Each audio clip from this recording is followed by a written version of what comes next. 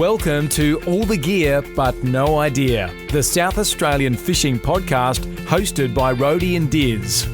The boys will share their tall tales of the one that got away, as well as some regular segments they know all you fishing tragics will enjoy.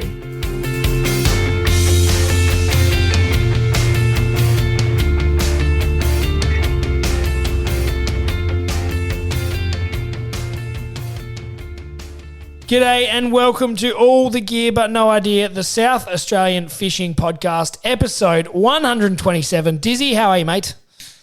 Even better now, mate, that we've cracked the beer and we're into the podcast, episode 127. Not a bad effort from us. It's good, Diz. We've got the Cooper's Mild Ales today. We're drinking very responsibly, as always, and we've got a big guest on tonight, Diz, Kane Reardon. I was actually just watching a bit of his work. He's a TV star. Yeah, he is a TV star. Red's Fishing Adventures. So Red Habgood and Kane have this show together. They're ticking off their bucket list. They did have an episode off Marion Bay in this series. Yes, well, that's what you've been halfway through, isn't it? That's the one I've got on at the moment. I'm just working my way through the back catalogue, which is always fun. And he's a man of many talents, though, Diz Kane. He's a bit of a fishing guru. He's got some tackle that he sells or makes. Yes, yeah. And catches plenty of fish, judging by his social media. So he is a Victorian guest. We don't mind jumping across the border every now and then, do we? Nah, well, we don't, especially when they don't mind fishing in our waters too on the odd occasion. So I'm sure they'll have a few stories to tell and we can't wait to have a chat with him on the show. All right, Diz, oranges and lemons, you get us started. All right, I'll crack you off with the orange. So we did have a bit of a day out with the boys. As you said, we were out off... launched at Marion, fished out mainly off Althorpes. But specifically, I won't take your orange here, but specifically my orange is getting a bit of a mixed bag. We got into some nannies, we got into some whiting, we got into some flathead. It was a great day on the water to get a mixed bag of species, Rhodey. We had a lot of fun, didn't we? We did, Diz, and that sort of probably ties into my orange. I'm just going to say it was good to get three genuine fishing keen mates on the boat at the same time. They never, ever, ever can line up their social calendars and all that. And it was good to have Pez, Bill and Hugh out fishing with us. We went over there the night before and we swagged it over there on the peninsula and got out early the next morning. But plenty of good banter with the boys. Yeah, it was good, Rhodey. I think we were probably first to launch for the day. Yeah, we just beat that bar crusher in, didn't we? Just beat the bar crusher in. So that was good. It was a good day. There was a bit of toing and froing on there. Who was going to be first in the water? Yeah, we'll roll that straight into the lemon. So my lemon is that no kingfish or tuna hit the deck, which was a bit of a disappointment. That was the main aim of the game, is to see if we couldn't find a tuna, see if we couldn't jig up some kings, but no good on those fronts. So we gave that a real red hot crack for the best part of the morning, and then we got stuck into nannies, flatties and whiting, Rhodey. We did, Diz, and yeah, always a little bit flat, but it didn't seem like too many others were getting kingfish and tuna, so that probably made us feel a little bit better, didn't it? Yeah, I think you're right. Good call. All right, Diz, my lemon has got to be. So what? So we got the gear organised. Hugh went and got the bait. Pez did a great job getting the food organised. Got some iced coffees for the morning, a little sort of, what was it, a cheese and bacon pull apart or something? That was interesting. It was pretty good, wasn't bad. Couple of choc chip muffins. And then so we were drifting. Catering was excellent, by the way. We were drifting in close to Althorpes Island itself, just picking off some flathead and whiting, as you said. And it was sort of nice, calm waters. And we thought, this is a good time to get the cooker out. Pez had bought a big bulk pack of snags. We were getting a bit hungry. Something hot always hits the spot on the boat. So what did Dizzy do? He pulled out his little cooker, clicked the ignition, no noise. Clicked the ignition again, no noise. Clicked it a third time, no noise. You know that distinctive click, click you get when it's igniting? No spark. It had nothing. And then we thought, that's fine. There's a lighter on the boat. Was there a lighter on the boat? No lighter.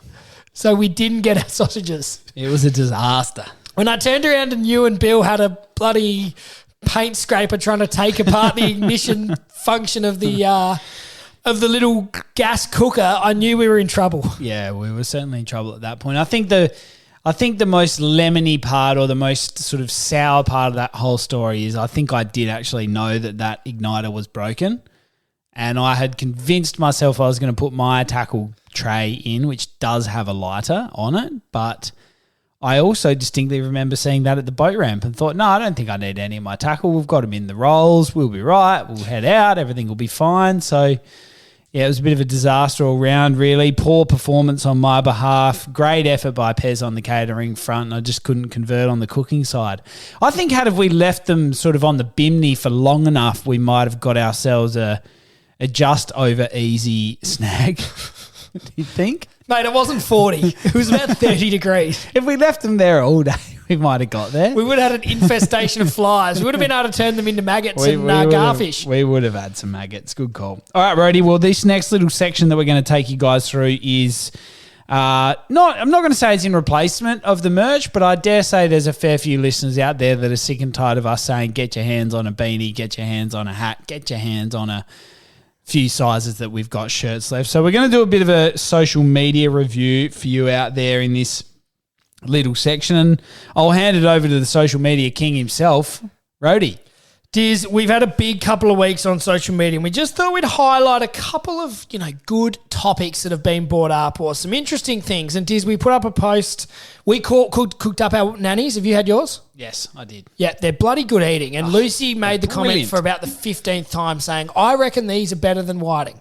And I said, all right, we're going to test this theory. So we put it up on the social media and we said, what do you guys reckon? And I was astounded how many people supported Lucy and said nannies are better chewing than whiting. Yeah, I must say I was a bit shocked by the overwhelming support of yes, nannies are definitely better. I thought there would have been a few people out there kind of going, nah, I love King George, they're the best, blah, blah, blah. But everyone who posted, I reckon, most people basically said nannies are better. Exactly right. I would say for me it's 50-50. I'm more than happy to eat either. Yeah. Whiting, easy to catch, easy to clean, fillet, cook. Yeah, well, nannies particularly probably, for the waters that we fish probably in. Probably nannies we come across a bit less frequently, so maybe there's that novelty factor. But eating quality, I would happily take either. Yeah. But it was an overwhelming majority who said nannies were better. Yep. Yeah, it certainly was. All right, what else did we have? We had the post up that was the two different ways that you cooked the whiting, and then threw it out there to all of the people following along on the socials for their ideas. And I thought that was quite good, Rody. There was a few common themes amongst some very unique ones as well. Did you see that tomato soup one? Tomato soup. It was like putting it in a watery tomato soup to poach it. Oh, it was like a full. There was basically a full recipe there. But I was like, wow, that is out there. Because interesting, because Tackle World Port Lincoln commented on the Nana Guy post saying, "Have you tried Nana Guy Parmigiana?"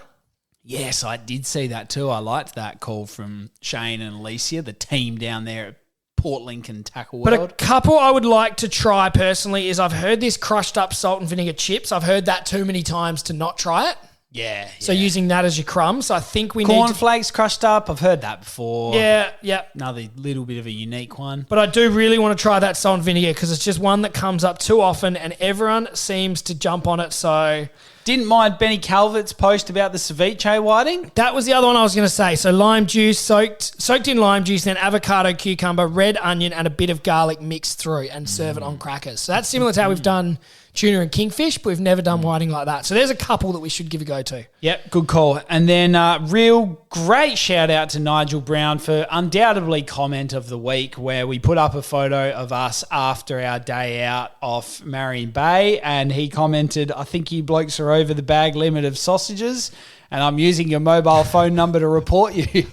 He did, and that's obviously in response to that whiting picture that got a bit of backlash. It is, Rody. So Nigel Brown, Facebook comment of the week. Yeah, Facebook comment of the week goes to you, Nigel. Great call. All right, Rody, what have we got? Let's get stuck into the news. Rody and Diz have been searching far and wide to bring you the latest news across all fishing in the state, and we'll give you the rundown on what you need to know.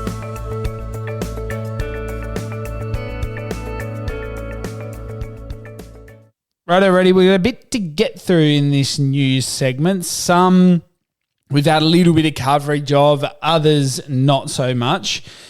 But I will take you to the Warina ramp as a first little news item off the bat here. So while there is work being done down at Cape Jarvis, your good friends over at RecFish, who always are posting really useful information for all of the crews out there have made it common knowledge that the Waruna ramp everyone will have free access whilst those upgrades are taking place. So Friday the 17th of January through till mid-March, they're saying, 2025, you'll be able to launch and retrieve your vessels at Waruna Cove for no cost.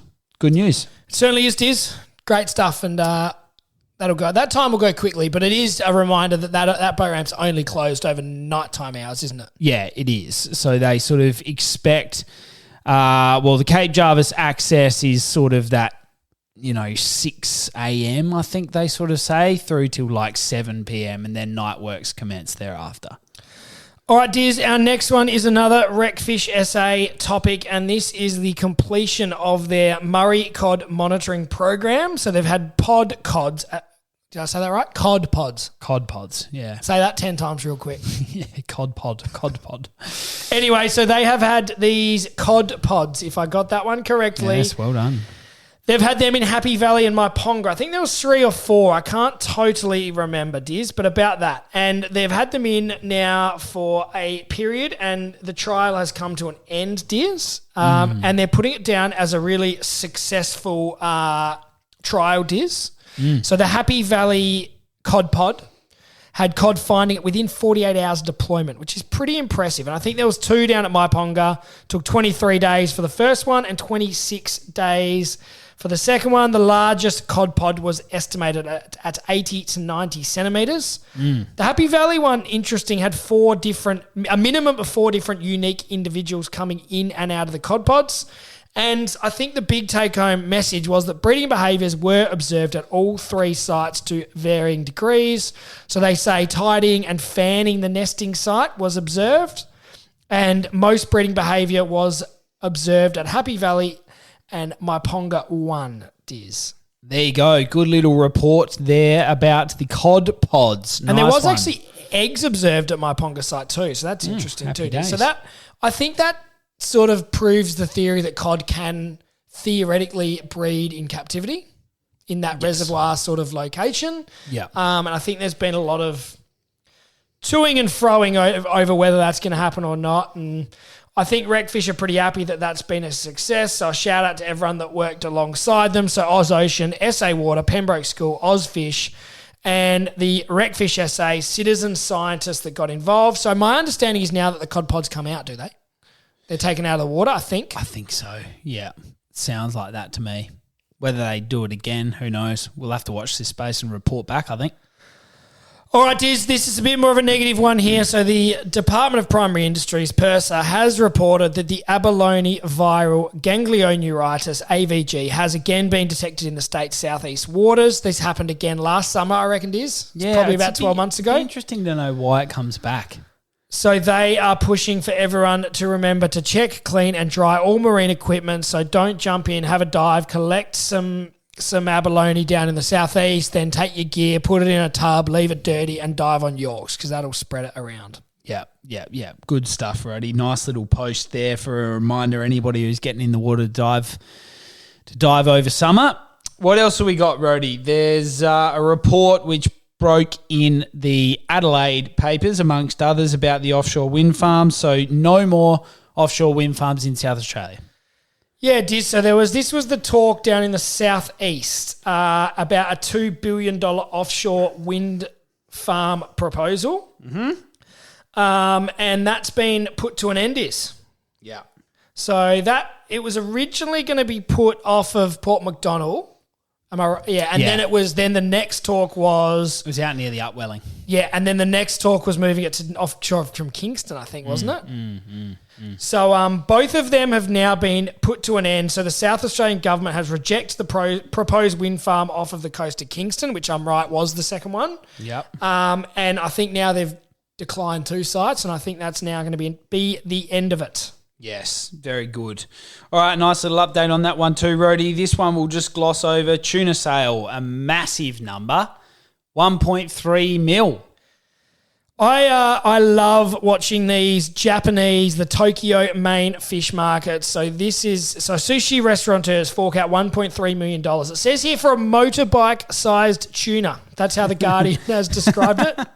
So Onodira Group paid the second highest price ever at the prestigious annual New Year auction at the main fish market in Tokyo. You can't help but feel like it's just who can pay more for a slab of tuna at that auction, don't you? Exactly right. And my understanding is that they want to get the first one, don't they? I think the first one that goes on auction is theoretically the best and everyone wants to get it. So it's a Michelin-starred sushi restaurant. They paid 207 million yen for a 276 kilo bluefin tuna. Yeah, it's a good sized fish. Righto, Rody, let's talk about the Carp Frenzy. That is, of course, coming up on Saturday, March the 1st. Get online for registrations and basically just get yourself involved. There's a fair bit going on down that way. Always a good weekend, that's for sure. So 1st of March, Lake Bonnie at Barmera. There's heaps of prizes.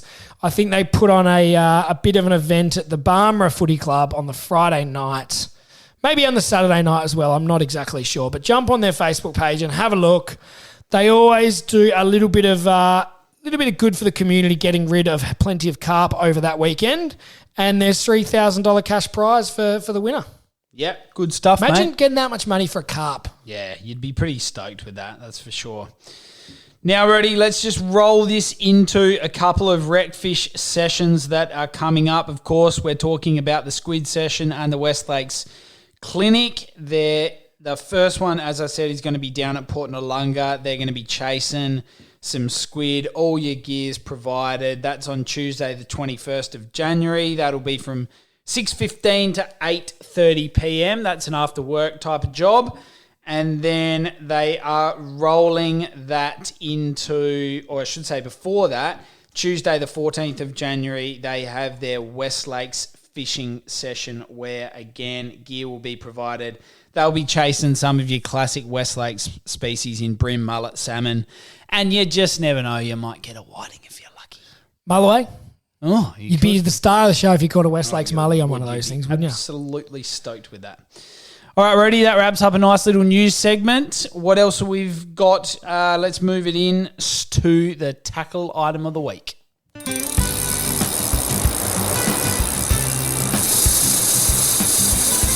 Now it's time for Rody and Diz to really show you what it means to have all the gear with a lot of idea as they review a tackle item of the week.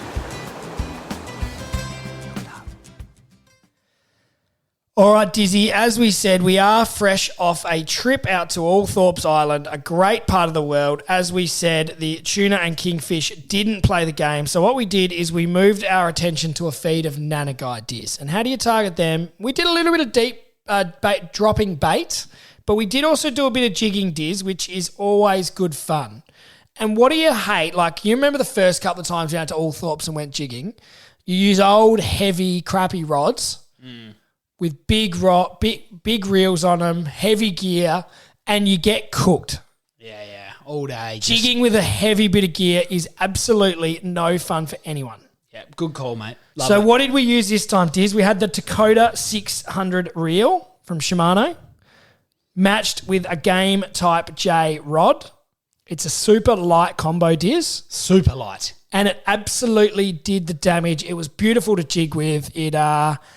It made it effortless, really, didn't it? It did. It's also a reel that's pretty handy for people that might be used to an overhead, but they like the idea of a level wind, meaning that when they're retrieving, they don't need to worry about sort of moving the line across the spool so that it evenly winds on. The level wind factor on that Dakota is certainly helpful for those who don't mind that. And like you said, Rody, it was paired beautifully with a Game Type J overhead, which just really did the damage, and it was good fun getting a couple of nannies to the surface on that thing, that's for sure. It was good. We've used that reel a bit, not a lot, probably not as much as we should have, but it was good to get back to Althorpes and really test it out. As with all the Shimano gear, it's got a 10-year warranty, Diz. It's got a durable Hagan body, which stops flex and distortion when you're reeling in and protects the interior of the reel. Beautiful, mate. Love it. Love it. Good fun. Can't wait to get onto a few next time. All right, Diz, let's get on to our guest. We've got Kane Reardon. We're here to talk to him about all things fishing, a little bit of SA Victoria rivalry, but also his big new show, Red's Fishing Adventures on Channel 7. Here we go. Now it's time to get our guest on the line. We'll ask them the all-important 5 questions, then chat all things fishing in SA.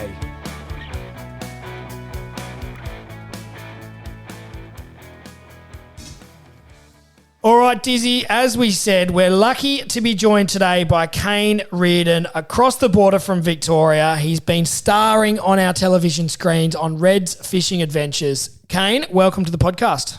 Hello, boys. Thank you for having me. Thanks for coming on, Kane. Really appreciate you giving us a bit of your time, and we can't wait to talk about all the things that you've been up to lately, some of the fishing you might have done in our great state in South Australia, and you might even be able to make us jealous about some of your recent catches over there in Vic. But we do want to ask you the 5 questions that we ask all of our guests. So to start with, Kane, tell us about your best fish. Thank you. Yeah, you did give me the heads up on these 5 questions, but it doesn't make them any easier for some reason. The best fish one is obviously something that we as fishermen we get quite a lot, and always still seems to be one that I struggle with. But in saying that, I think if you put a barrel tuna up onto any sort of argument around fishing, it has to be up there, and they've got to find a podium somewhere, don't they? There's just a different beast when they get that big, and you're generally somewhere cold, wet, and windy, and it's definitely rewarding when you get one of them up the side of the boat. Very good, Nut. We're more than happy with that one, Kane. That'll tick the box? Yeah, that'll tick the box. What's your favourite thing about fishing? Favourite thing? This one might be a bit cliche too, but particularly over the last sort of 3 or 4 years, for me, it's to go and the people I've sort of got to meet. And it's something my old man's always sort of instilled in me, no matter what I'm doing. I'm builder by trade, and, anything you're doing with work, whenever you get that bit of head noise, he's always just said to enjoy the journey. And it's essentially, he's just telling me to slow down, have a look around. And when I'm filming a show, sometimes its pressures can sneak up on you a little bit, and, you feel like you've got to produce, and, well, if we didn't, it wouldn't be a great show. But if I actually stop and look at what I'm doing and where I am and, the places it's taken me or the people I've met, it's probably going to be my favourite part of it all. That's good, mate. I like that. We might explore that a little bit later on, because we've had a couple of TV stars on this show, and the pressure of delivering when on film is something that just really doesn't compare to when Rhodey pulls up the video and filming me drag a piece of rock up from the ocean. We can't turn that into something decent. So I'm keen to explore that. But, mate, before we do, tell us about your first fishing memory or what got you into it. That'd be Dad again, and he'll be happy with this because he always lets me know when I don't bring him up and make a call out to him. So the old boy got me into fishing at a young age, and we probably started down in Warrnambool. We lived down there for a few years when I was a kid. Dad went down there for work, and that was just simply, we had the Hopkins River running through the backyard, so we'd go down there overnight and catch trout. So that'd have to be what got me into fishing, and one of my favourite memories would probably be, and not only that, but as I've grown and can start taking Dad fishing, we got him onto a barrel out here locally a couple of years ago as well. Oh, how good. Beautiful. Now, Kane, I'm just having a look through your list of episodes for this show, and you've ticked off a lot of excellent species. What would be your favourite type of fishing or your favourite fish to target? Oh, from that list, and one trip that I do love doing every year is Marlin. You get up to sort of the East Coast, we chase them up there once or twice a year if we can, and watching one of those things come out of the water, or, throwing a bait ball at, these striped marlin all lit up around the boat, that's pretty special. Yeah, amazing. That's something everyone who really loves their fishing, I'm sure, would have on their bucket list, so that must have been pretty epic. Yeah, it was, and it's, aside from the show, it's still something that we enjoy and we do time and time again. Of course. Now, mate, you must have had some funny fishing stories, or tell us about one that got away. I realised with this question, I'm actually quite sadistic. So every time I start thinking about something funny, it's generally at someone else's expense. But yeah, we've at someone else's expense. We'll go back. We're just talking about the marlin. So filming that episode up in Burmie, you don't know if you've watched it, but Aaron grabbed onto the bill of a stripe over the side of the boat, and this thing was green and not ready. And Aaron's probably about 50 kilos rigging wet. So it gave him a fair flogging. And what you probably don't know is he ended up in hospital with a couple of cracked ribs off the back of it. So, wow. although he didn't find it funny, I thought it was absolutely hilarious. Oh, that's great. So that was after the show. You went back and stopped filming and thought, oh, that actually hurts. Is that right? Yeah, no, I listened to him for 8 hours on the way back, whinging the whole way, and didn't give him a lot. And a couple of days later, he thought something's still not right here and went for a little x-ray and had a little sleepover in hospital that night, I think. Oh, very good. That's supposed to hurt too, cracked ribs. Yeah, it's definitely better him than me. Yeah, no doubt. All right. Well, thanks, Kane, for answering those 5 questions. Now let's get into the TV show. It's screened over the last 3 or 4 months on Channel 7. You can catch it now on the 7 app. It is called Red's Fishing Adventures. Tell us about the show, how it came to be. Tell us all about it. Yeah, I definitely will. It came to be, so if you don't know Red's story, Red had a heart transplant 16 years ago. And he's been working in the fishing industry ever since. And I've probably been fishing with him pretty flat out over the last 4 years. I run my own business and sort of had the luxury to do it now and then and sneak off. And we'll talk, and one day and we sort of got in that whole theory about, we've got to get out there and we've got to live our lives. And as everyone does, there's got to be a better way, and what can we do and that sort of thing, and how do we spread the message. And we started talking about the theory of the bucket list. And the TV show is something that he'd always want to do, and I was lucky enough to get the call up to come with him. So, it's pretty special, and I'm not sort of saying anything that can't be said here, but we are going to do it again as well. So we're looking at a season 2 at the moment. Very good. Well, it sounds, Diz, like how we were talking crap about making a podcast, and it just took us 5 years of talking about it before we actually did it. Yeah. You fall into these things sometimes, and they work out pretty well. Very good. And you've got a great list of locations and target species on the show. I think I've watched most of them. I might have missed a couple, but quite a few in Victoria. You got up to the New South Wales coast, as you said, and targeted Marlin, Exmouth. Yeah. You also came over here and did a very similar day out to what we've just done on the weekend. And you went out of Marion Bay and you targeted nannies and Samson Fish. Tell us about that one in particular. We did. We had our little mate Ned McHenry over there. He sort of showed us the ropes, and we took off out of Marion Bay. And actually, I can't think of that rock when you first come out of there, but we drove past barrel tuna on the way through and knew we were there for a reason. Wow. We kept on going out, and we got our liveys down at Wedge Island and continued on, and we're very lucky. And there was a few little stressful moments there thinking, are we going to get him here? But we got a nice double. It was actually a triple that Nettie had another on the jig we unfortunately dropped, but an awesome fish. And if they ever feel like crossing the border, then I'm more than willing to let them come through. You don't get them at all in Victoria, Samson Fish? No, not really, no. If you're lucky, you might find one down at Portland occasionally. It's sort of like that unicorn that'll pop up, but no, we don't really see them over here, unfortunately. And even our nannies seem to be a lot smaller. We get to the sort of swallowtail size rather than your bigger red bite fishes. I think they're sort of sometimes known over there. So, there were 2 that can definitely come across if they want to. Yeah, how good. And, mate, you've obviously done a lot of fishing. How do you compare it to, in terms of the fight that they put up? How do you compare it to other fish you've caught?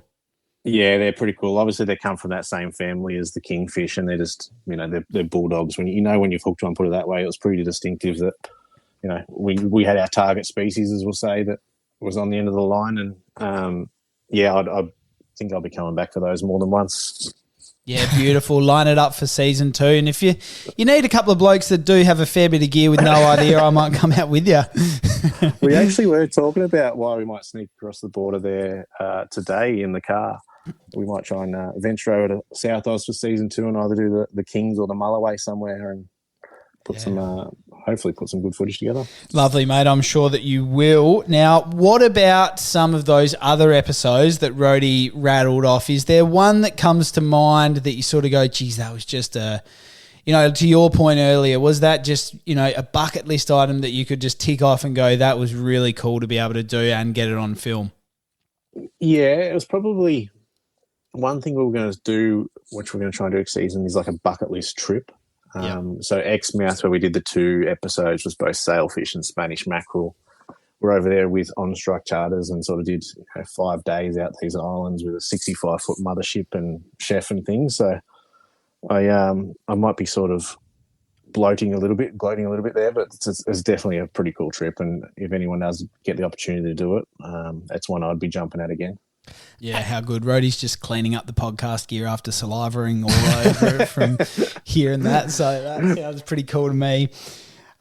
Mate, tell us about Reef Thief and the Bangers teasers. These are things that come up and they are an epic piece of gear, but I'll hand it over to you to talk specifics, mate. You know all about them. Yeah, I do. And they're both companies from hometown. We're in Ocean Grove here. Sort of one of those things that it's probably not too dissimilar to what we were talking about before. They started as a passion project and sort of grew legs, and being a builder with the Reef Thief one in particular, always look at things a little bit different and how can we do that different and how is that made and why can't I do that kind of thing. And it sort of took off, and we've tried to develop them with the team to be tailored to our waters or even your waters in that matter. Like, we're not fishing in these postcard conditions that you sometimes see coming down Hawaii, catching marlin. It can be pretty sloppy out there. So they put a bit of weight and things into them. And then Bangers teasers, it's a bit of a sad story, that one. The bloke that started that, again, from our hometown, went terminal, would be 12 months ago now, and sort of reached out to us to take over. And, so we continue on that one, and sort of his legacy, Kai Banger McLean, he was known as, or to his mates. And it's a great product, and they can be the difference. It's something I've always believed in, even before being involved in the business, in the product itself. And they can just get that bite on the days when they're a little bit finicky and you're trying to get more of a reaction bite, we'll say, rather than actively feeding. I was going to say the teaser bars are they're an epic product. Like, they really do. They turn those, like, on a good day, everyone can catch tuna. Like, that's fine. You put a spanner behind your boat and you'll catch something. But it is those days where the fish are a bit harder to come by. It's amazing how some people have success, and so often it is due to these things like the spreader bars and, going to that extra length to bring the fish on the bite on a bad day, isn't it? Yeah, and from what I can tell, they're starting to take off a little bit more over your way, and you might be able to talk to that a bit more than what I can. But they've been big here for the last couple of years, and there's not many boats that aren't running them now. So you don't really have that one-up advantage compared to what everyone else is doing, because everyone else is actually doing the same thing. But, I was talking to some guys over there, and I think they're stocked through a few stores now through Adelaide down to Port Lincoln, even back to Mount Gambier. But it's definitely been a game changer for me and my fishing, both on the school-sized tuna and into even the barrels. Yeah, epic. If that isn't a reason enough for anybody out there not to get their hands on one or get into a teaser at the very least, then I don't know what is. Now, mate, I do want to revisit that pressure on the camera comment you made earlier. Yep. Just talk us through that. Was that something you sort of, not going to say struggled with, but kind of, did it change the way that you were fishing or the way you felt while you're out there fishing because there was just that little bit of extra pressure to get the job done? Or did you still just try and live in the moment, have an epic day out, and catching something was all the better? Yeah, look, we probably did make it harder than it needed to be for ourselves. Another big theory of the show is we always wanted to go and do it and show people that they can do it too. Out there with a trailer boat and things, that you don't have to always rely on the charters and stuff, although they can be great and help you. But, to go figure it out for yourself and, have a crack, basically, it was really enjoyable to do it that way. And we were lucky enough that we did tick all the boxes along the way, and we could put together some shows. But there was a few sleepless nights that come before when you start thinking, should I be doing this, and what's the wind doing, and is this going to be right? And, some days we were doing these shoots and we had a 2-day window, and all you need was a 25 nut southerly to pop up and it was all over. So there was those sort of frantic moments of how's this going to play out and is it going to work? But, at the end of the day, you get out there and you do what you know and what you love, and that sort of goes. So it was more those nights before when you sort of lying in bed and thinking about it too much. Very good. Now, Kane, we do want to ask before we leave you, you've mentioned a couple of things about South Australian waters and things like that, coming from Victoria. How would you sort of reflect on the fishing over here compared to Victoria and, what we have here that you don't have, and give us a bit of a comparison on those ones? Yeah, we even look at what we're trying to do for season 2. Like, we're writing down things, kings and mulloway and that sort of stuff, and my head automatically goes to, over south, South Australia, and the mulloway fishing, there off the beaches and stuff, I think sort of second to none, and they can be a bit of a unicorn through here, through the bays in particular, trying to get particularly some of those bigger ones. And if you can get a friendly local to point you in the right direction over there, sometimes with the Kings, the fishing for them is unbelievable from what I've seen and drone footage and that sort of stuff. But yeah, it's not too dissimilar. Obviously, we share the same body of water essentially running across the bottom of Oz, but there definitely has a few little spots over there. And the one thing that amazes me every time I come over to South Australia is just how big it feels. Like everything just seems so far between, and you can go find your own water. You don't have to have 20 boats on top of you, and you can find these little nooks and these amazing places along the way. And yeah, I've been lucky enough to do it a few times. Even the last 12 months, probably been over there, popped my head across 3 or 4 times in the darkness of night, and it's a place I keep coming back to and love it. Very good. Well, I suppose like from our perspective, you do, I don't know about you, Diz, but you do think of Victoria and South Australia fishing as being very similar just because they're similar species, as you say, similar waters. But I suppose we do get a bit complacent, I suppose, with how good our fishing is and how big, big whiting, before the snapper ban, obviously, big snapper. You've talked about the kingfish. You've talked about the Samson fish. Maybe we do, Diz, get a bit complacent about how good the fishing is over here. Even the barrels, we do get them at home, but I still find myself sneaking over there to Port MacDonald occasionally, and I probably still call them Victorian fish because it's close enough at that point, isn't it? But there is some amazing fishing along that coastline, and everything seems to be, supersized in a way. Yeah, very good. Now, before we leave you, we want to touch on just briefly, I'm just having a look on your website here for the TV show, and it's got Red and Kane, Aaron and Kane. Everything's got the two of you. You're in all the footage together, but he's got the name on the show. How did that come about? How do you feel about that one? Oh, that was just my get-out clause. It had all changed. If it wasn't going to work, I could say it was all him. He's really hogging the limelight there, Red, isn't he? No, we'll make sure we adjust that for season 2. And I think even on the end of our trout episode, when I was sort of, 5 or 6, 7 fish to his 2, I started suggesting maybe we should look at a name change. But No, very good. We've had Red on the show as well, and he's a great fella. And the two of you make a great team, and we've loved catching up on all your fishing adventures and ticking off your bucket list. And we can't wait to see what is to come in season 2. Appreciate that, guys, and thanks for the chat. Awesome, Kane. Great to catch up with you, mate. And hopefully we'll see you over in the southern waters at some stage. Otherwise, we'll hit you up when we're over on your neck of the woods. Sounds good. I might actually sneak across there in a few weeks, so I'll be in touch. Beauty, mate. Thanks, Kane. Cheers, guys. Dizzy, that was a really, really good chat with Kane. That was informative, and I do love their TV show. I think it's gone well, season 1. Yeah, it certainly is, Rody, and good to get the little inside scoop there about season 2 on the cards. So we'll look forward to that. If you're up to date on season 1 out there, of course, we'll look forward to that. But they talked about, just quickly, when Kane mentioned about, the pressure of filming in 2 days or whatever, I wouldn't want the pressure of getting a mull away. Oh, nah. They're hard to get at the best of times. You'd probably want to be over like far west coast. Yeah. Someone who's either just kind of cracked the code a bit on them or has been over there and found a way to, like, they're firing and they're hot and you just kind of drop everything and go. But yeah, you're right. I think a lot of people who do well on mullies down there kind of do a week, put a week aside or 10 days, yeah. And they end up getting, maybe a couple of fish of your lifetime sort of thing off the beach. But half the trip about that as well, though, is the adventure and the fun of being on the beach and camping and blah, blah, blah. But it's a bit harder to make a TV show and say how good the adventure was without some fish. Yeah, that's right. Okay, Rody, let's get into the fishing report. Rody and Diz have been out on the water to bring you the news about where they're biting. Now it's time for the fishing report.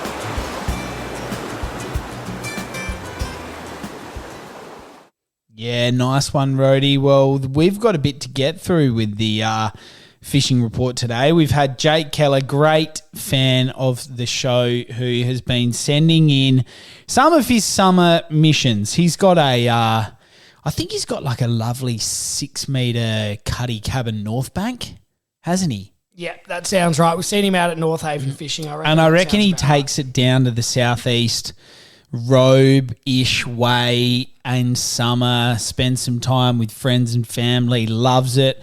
And he gets in a snapper down there, of course, because you're allowed to. He gets into whiting, some big thumping whiting, good fun for sure, and also doesn't mind dropping a few pots in, getting some crays. Couple of good crayfish in some of these photos, Diz. And young Riley, who is 2, got a 45 centimetre whiting with Jake. Wow. That's a huge effort. That's a good fish. That's a good fish. So the southeast seems to be fishing very well, Diz. What about Althorpes? How's that fishing? Yeah, look, Althorpes was fishing well for us, Rhodey. We did pretty well in getting a mixed bag out of Althorpes. I think we'd mentioned earlier in the show that we went out there with the hope to get a kingfish or tuna onto the deck. No joy in that regard. Yeah, we gave it a few hours and decided we didn't want to waste our whole day doing that. We wanted to get a bit of a feed as well. Yeah. So did some jigging for kingfish, no good. Did some trolling around a couple of the sort of reefs out there.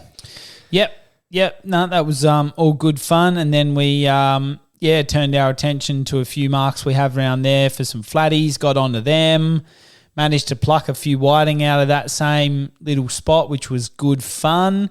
Pez did really well on the flatty and whiting fishing. He was just whispering them up, wasn't he? Yep. And then we went out sort of the other side of Althorpes. And what did we get, Diz? About a half dozen nanagai? 6 or 8?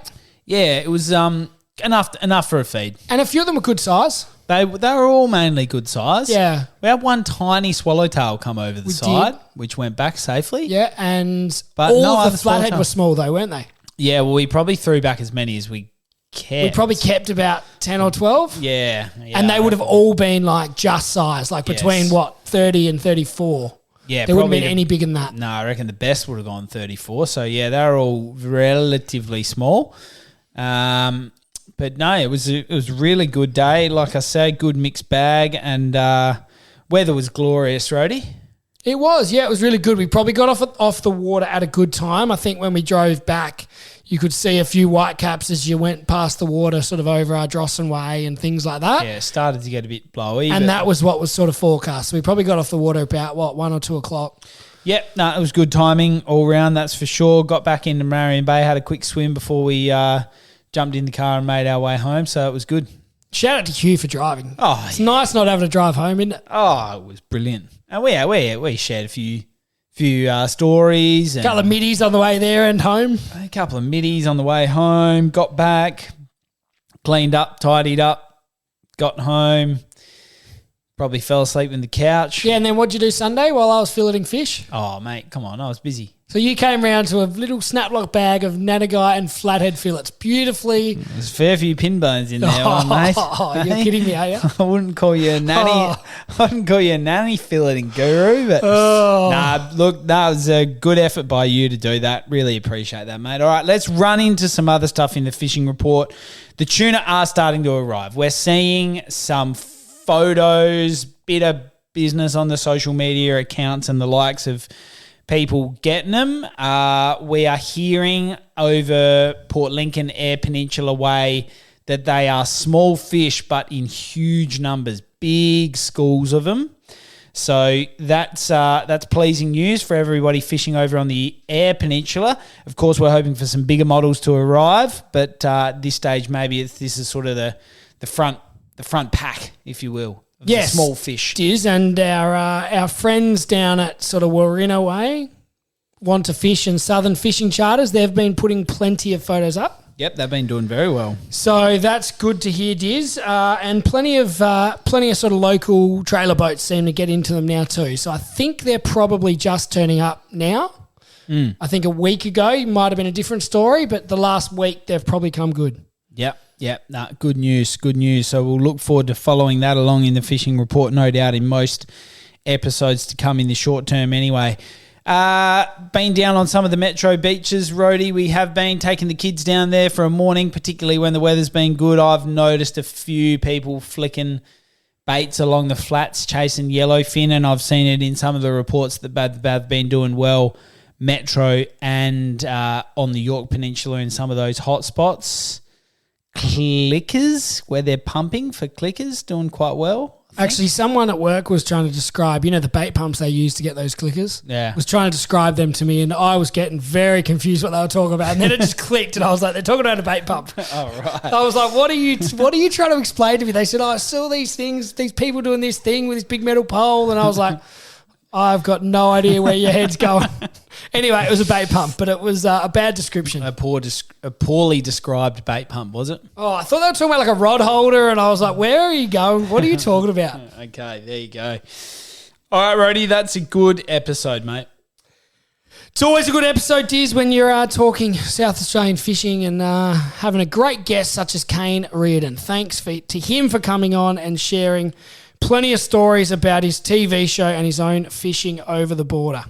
Good stuff, Rody. You know where to find us out there. We're on all of the Spotify and anywhere that you would find your podcast. Jump on there and get around the socials, I reckon. Rody's been putting in some hard yards on the socials and he's been conjuring up some good gear. So get around it and we'll look forward to seeing you in episode 128. Rody and Diz hope you enjoyed today's episode of All the Gear But No Idea. Keep up to date by liking and sharing us on Facebook and Instagram. And you can subscribe on all the major podcast platforms. Until next time, good luck fishing.